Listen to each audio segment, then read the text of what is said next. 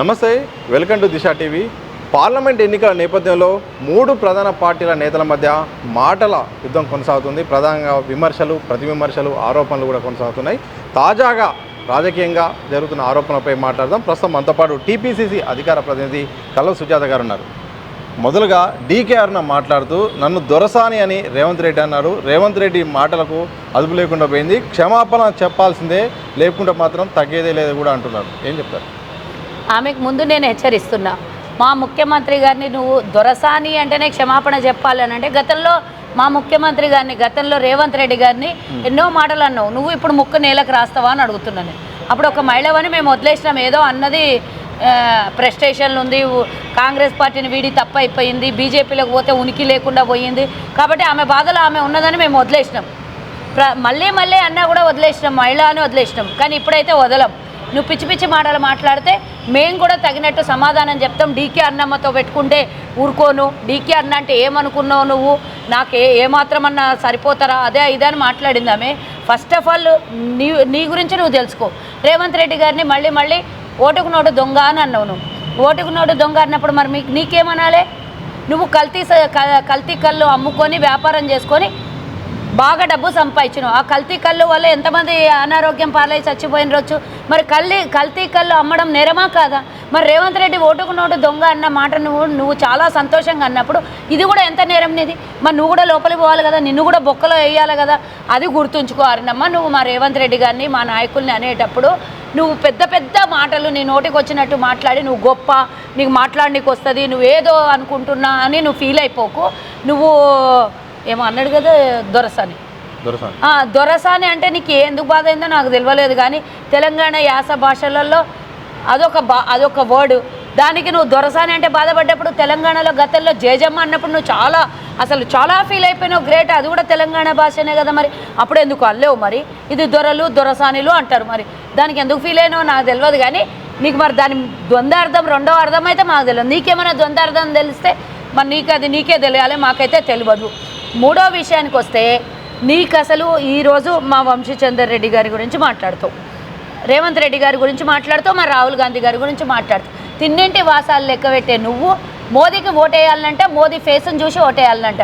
నీ ఫేస్ చూసి ఓటు అడుగోవా? నీ ఫేస్ చూసి ఓటు వేయించుకోవా నువ్వు? అంటే నిన్ను గెలిపేయద్దు, ఓన్లీ మోదీనే గెలిపేయాలి. మోదీకి ఢిల్లీలు ఉంటాడు, నువ్వు ఇక్కడ గల్లీలు ఉంటావు. నిన్ను గెలిపిస్తే, గతంలో మీ 4 ఎంపీలని గెలిపిస్తే ఇక్కడ తెలంగాణకు చేసింది ఏంటిది? ఇప్పుడు నువ్వు పాలమూరులో నువ్వు గెలిపిస్తే ఏం చేసినావు? గెలిపించకపోతే జాతీయ ఉపాధ్యక్షురాలుగా ఉన్నావు. నువ్వేం తెచ్చినావు తెలంగాణకి? మీ అంత ఇడిచిపెట్టి రాష్ట్రం మొత్తం అవసరం లేదు, నువ్వు దేశం మొత్తం ఏమో చేయొచ్చు ఉపాధ్యక్షురాలుగా ఉన్నప్పుడు.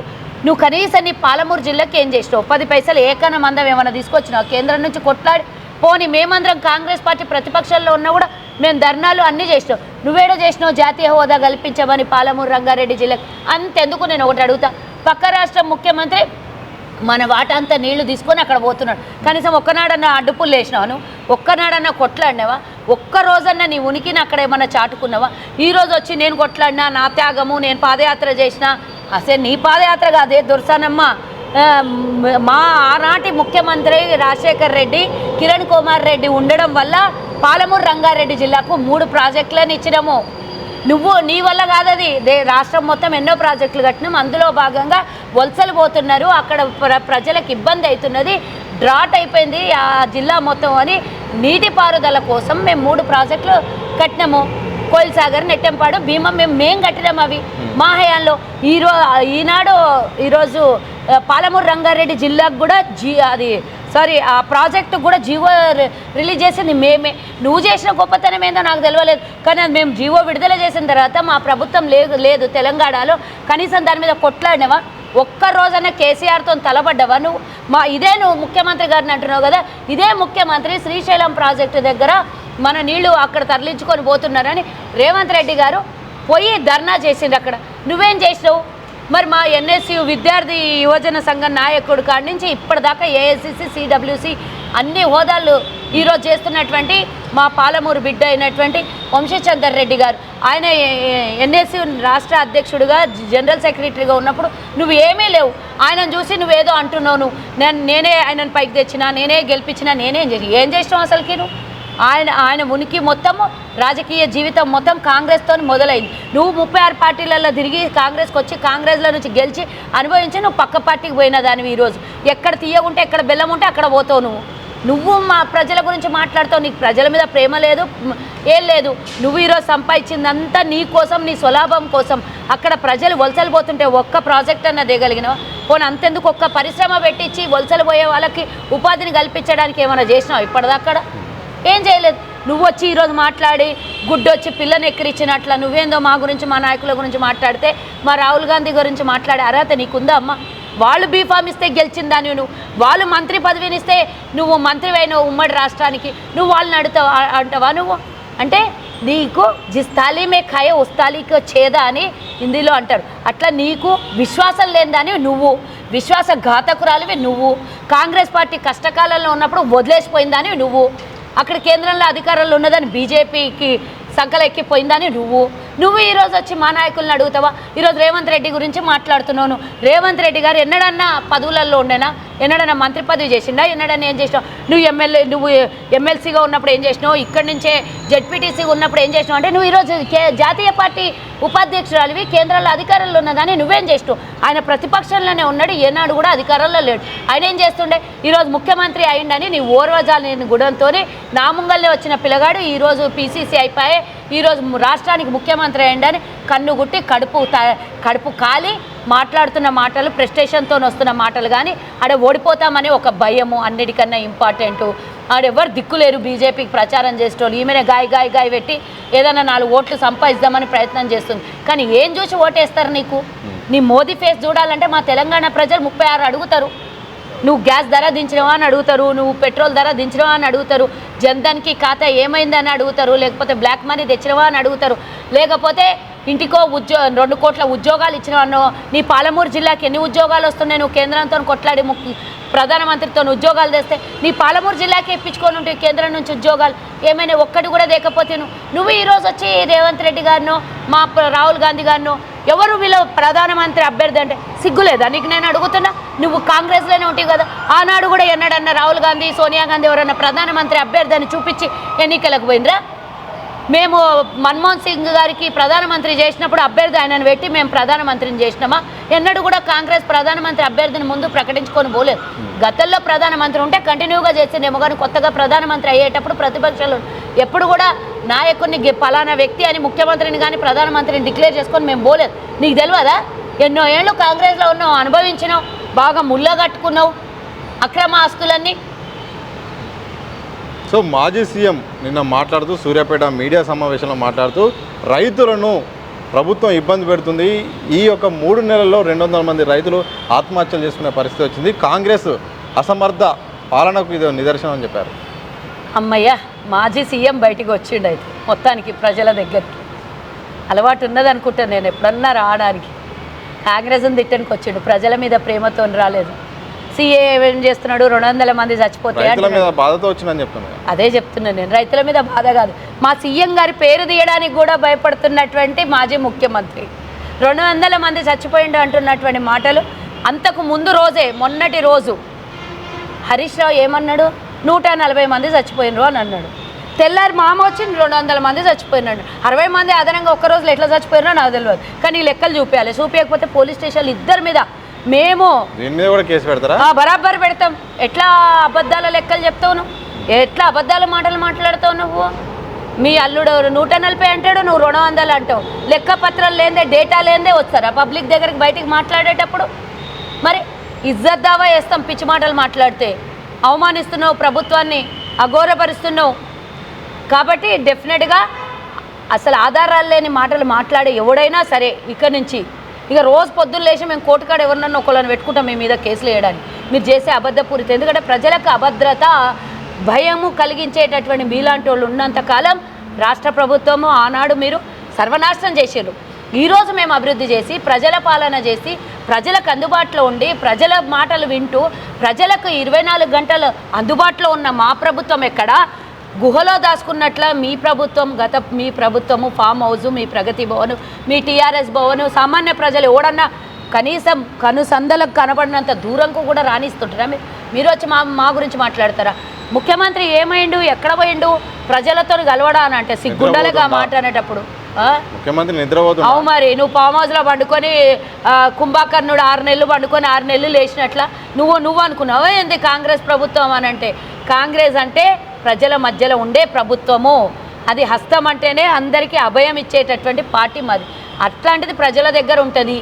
గతంలో నీకు వడగండ్లు వచ్చి మొత్తం పొలాలు కొట్టుకొని పోయినా, రైతులు ఆడ గోస పెట్టుకొని ఏడ్చిన ఒక్క మీ మంత్రులు ఎమ్మెల్యేలు పోయి మాట్లాడలేదు. మొన్న మా వ్యవసాయ శాఖ మంత్రి పోయి నష్టపరిహారం 10,000 ఎకరాకి ప్రకటించినటువంటి మా ప్రభుత్వం ఎక్కడ?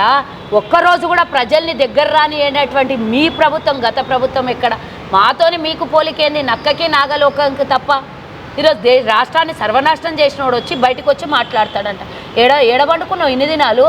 మా ముఖ్యమంత్రిని అంటున్నావు. ప్రభుత్వం వచ్చి 4 నెలలు అయింది, నీ బిడ్డ అరెస్ట్ అయ్యి తిహార్ జైల్లో ఉంది. దాని మీద ఒక్క స్టేట్మెంట్ ఇవ్వకపోతే ఎవడైతే ఏంది? నువ్వు అన్నట్టు నా బిడ్డనైనా నా కొడుకునైనా ఉపేక్షించా, ఎవరినైనా సరే శిక్షలు వేస్తాను. నీ బిడ్డకు శిక్ష పడింది, ఇప్పుడు మరి ఎందుకు వచ్చి బయటికి?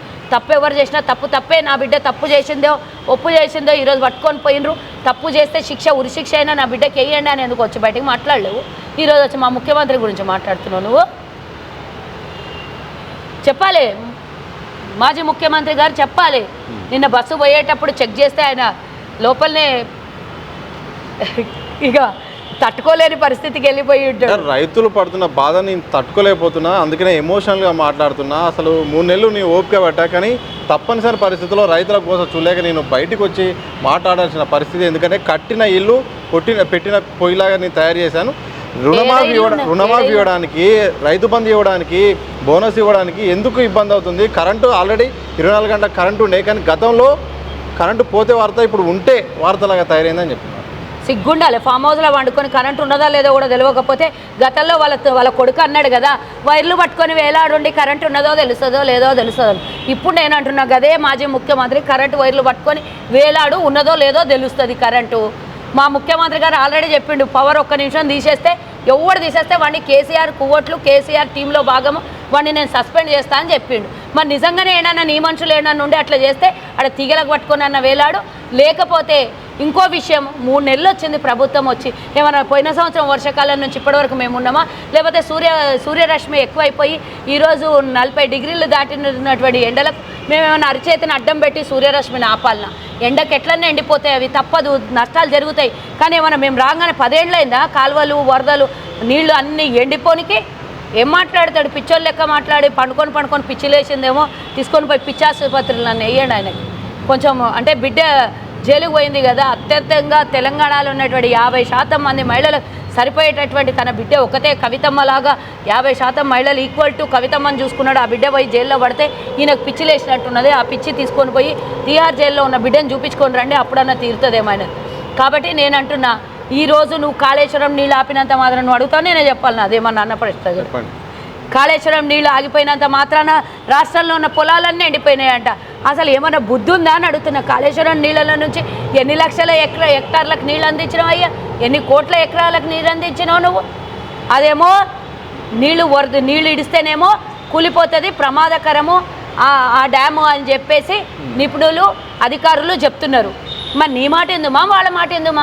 అంటే ప్రజల ఆరోగ్యాన్ని, ప్రజల అంటే ప్రాణాన్ని నువ్వు పోగొట్టడానికి ప్రయత్నం చేస్తున్నావు అనే కదా. అంటే అది డ్యామ్ వదలాలి, నీళ్లు బారాలి, ఆ డ్యామ్ కూలిపోవాలి, చుట్టుపక్కల ప్రాంతాలన్నీ మొత్తం నీళ్ళల్లో మునిగిపోవాలి, అక్కడ నివాసం ఉంటున్నటువంటి ప్రాంతాలలో ఉన్నటువంటి ప్రజలందరూ నీళ్ళల్లో మునిగిపోయి కొట్టుకుపోవాలి. అదే అని బాధ? చెప్పు నాకు నువ్వు చెప్పాలి ఫస్ట్. ఎన్ని ఎకరాల నీళ్లు అందిస్తుంటివి కాళేశ్వరం ప్రాజెక్టు ద్వారా?